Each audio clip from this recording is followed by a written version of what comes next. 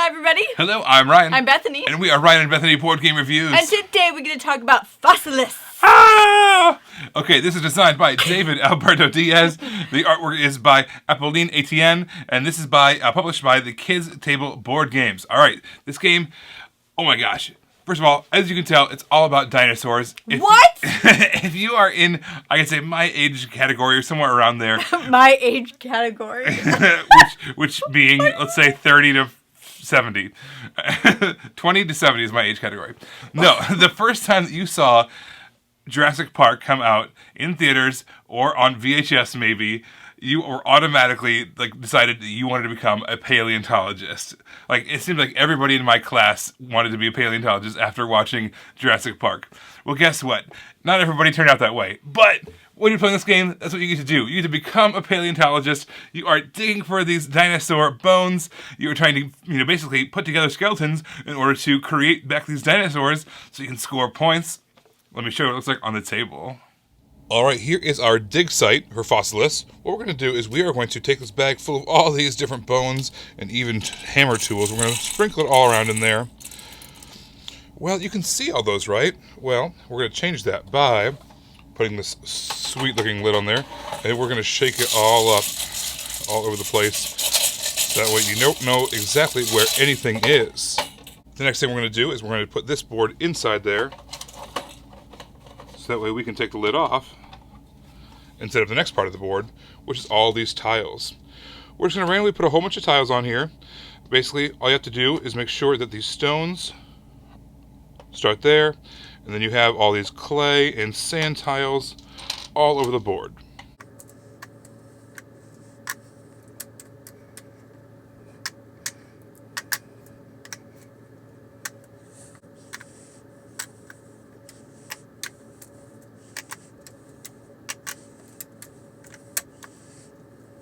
Once you have the first layer finished, you're going to keep on going.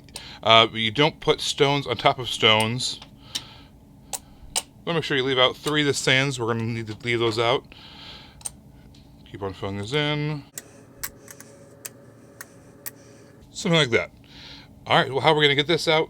Well, we've got a handy-dandy little tool here. We're going to leave that there, and we're going to pull out our board.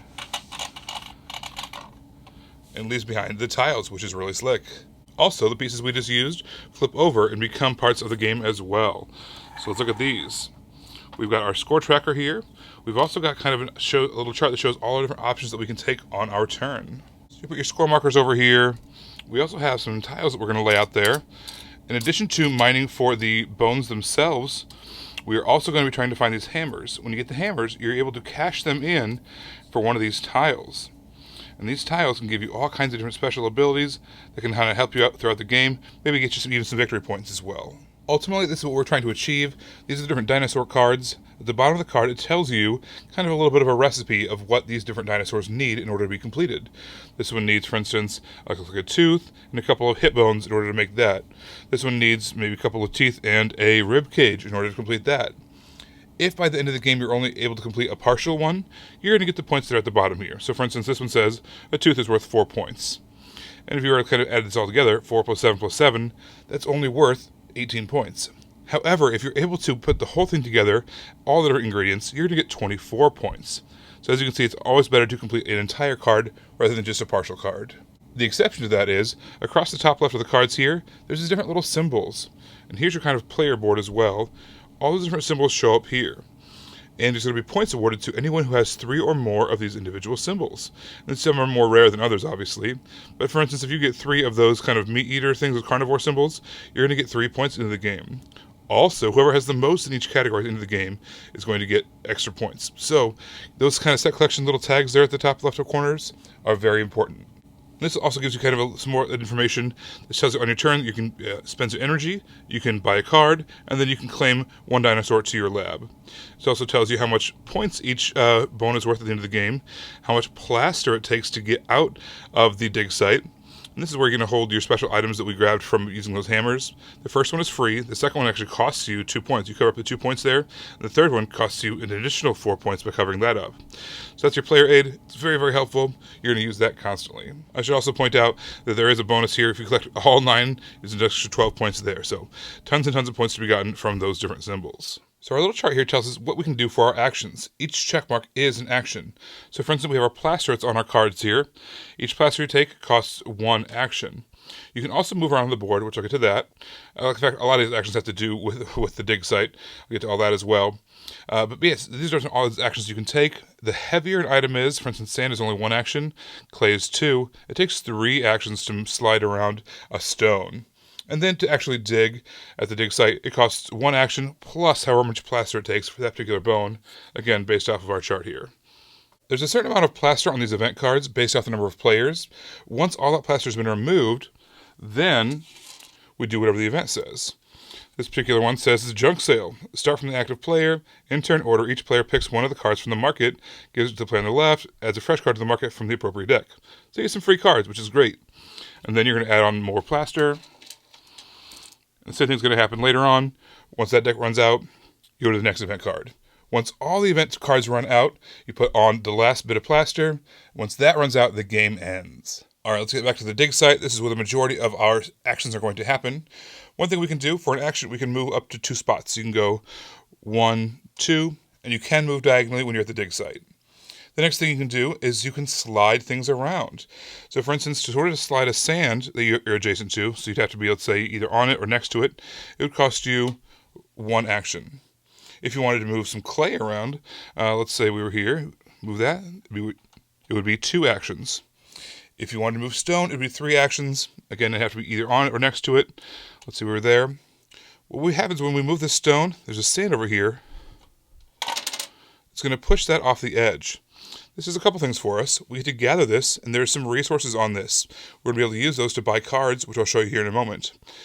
But you can never push something that's heavy with something that's light. So for instance, we use a stone, which is the heaviest item, to push off sand, which is the lightest.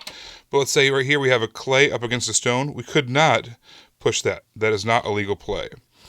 Same thing, you could not move a sand here to move this. But you could push this stone this way with all that sand in front of it. Eventually, once you've moved some things around, let's say you push that off, you push that, you push some sand around, you're going to come across holes in the board.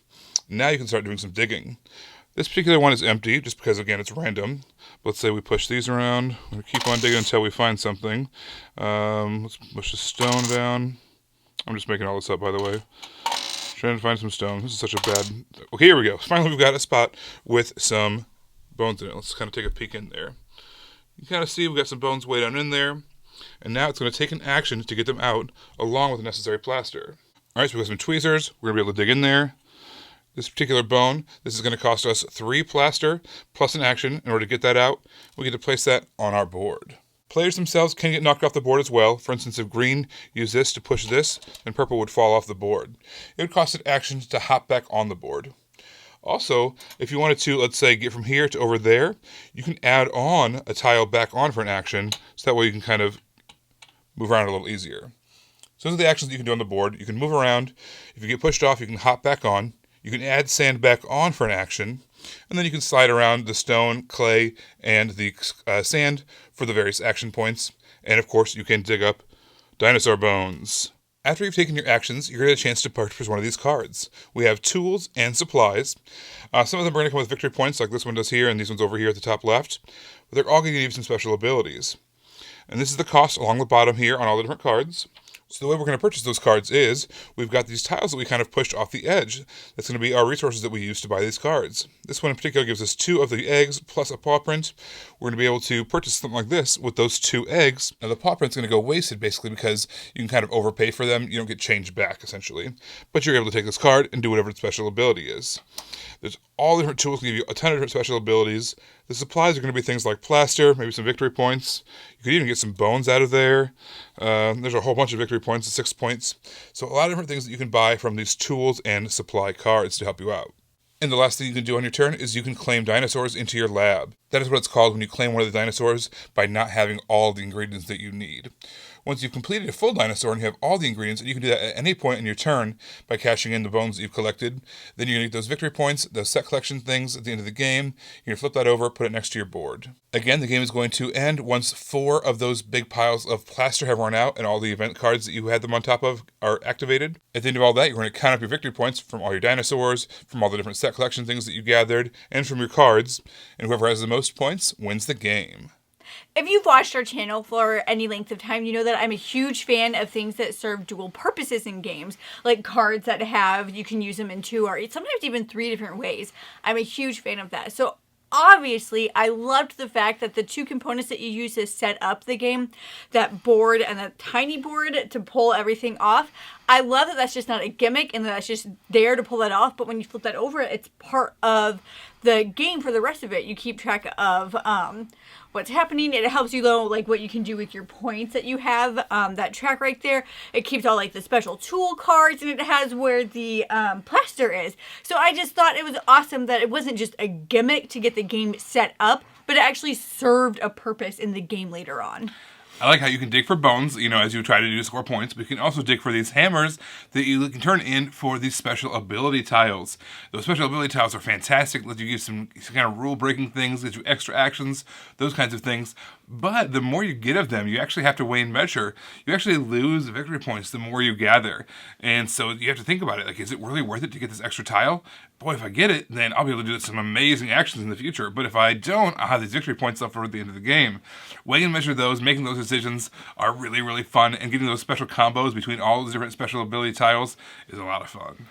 When we first played this game, I was like really confused. Like it costs this much plaster to get this amount of things, and there's only this much plaster in the game.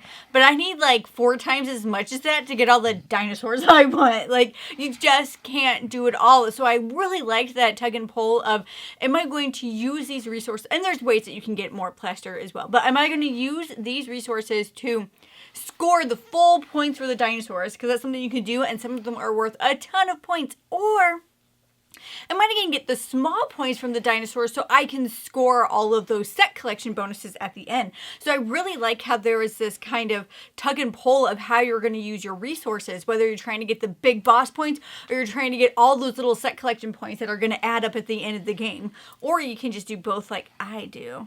I'm just kidding. It wasn't like that. Yeah, it's true. Honestly, you run out of plaster really, really fast. You go through basically 4 quarters of the game, and you only have X amount of plaster per player. I think it's 4 plaster per player. It just goes through so quickly. Man, I wish that there was like more plaster, just so that you can play more of the game. It felt like I just wanted more because I wanted to keep on playing, and I really enjoyed that, which is a great sign of the game. The fact that you were never done. You always wanted more turns, more actions. I really like that Ryan's like, more plaster. I love me some plaster. No, I mean, it adds, the tightness of the game was really great. You couldn't necessarily get 10 dinosaurs. It just wasn't feasible with what the plaster that was out there. But you could maybe get 4, 5, 6, and some other points from other areas. So it's all kind of balanced in that way. And I am moving my shoulders a lot. But that's okay. I'm very animated right now. I'm very excited. So something I didn't really take advantage of the first time we played was strategically kicking off the tiles from the board, because they have those cards that you can buy, those tools, and then I forgot what the other things were called. Do you remember? I don't remember.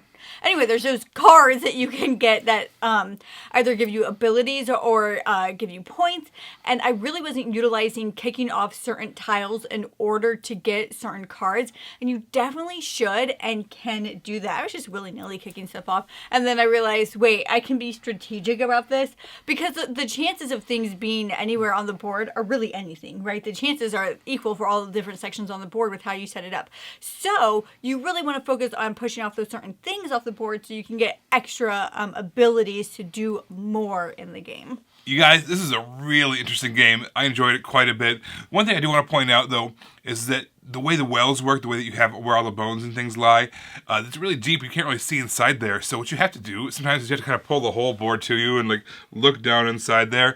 So that way you can kind of see what's inside. You can't really feel around in there. You can't really use the tweezers to kind of tell what's inside there, especially if there's a lot of things in one little dish.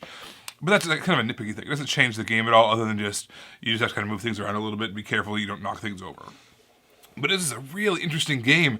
It combined a lot of things that I like. It had a kind of set collection. It had the dinosaur theme.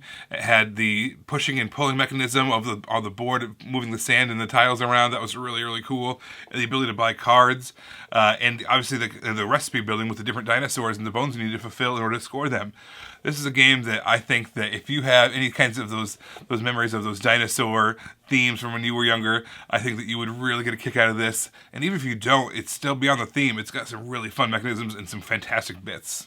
So one of the things that I think is the highlight for this game is that for us personally, it really fits a hole in our collection. We don't have a single game like this. We haven't played a game that's exactly like this. And so I like when I'm experiencing a game that I feel like is new to me, right? When you play a lot of games, you see similar things and sometimes you like similar things, so you gravitate towards that. But it's always nice when you see a game that you feel like is something different. And I felt like Fossilis was something different that like earned a place in our collection. Well, everybody, thank you so much for watching. Don't forget to subscribe so you can see our videos as they come out. Until then, you can find us on TikTok. We are Ryan and Bethany. On Facebook, we're Ryan and Bethany Board Game Reviews. On Instagram, we are Ryan and Bethany. And on Twitter, we are Ryan and Bethany 1. You guys, thanks for watching it. We'll see you next time. Bye. Bye.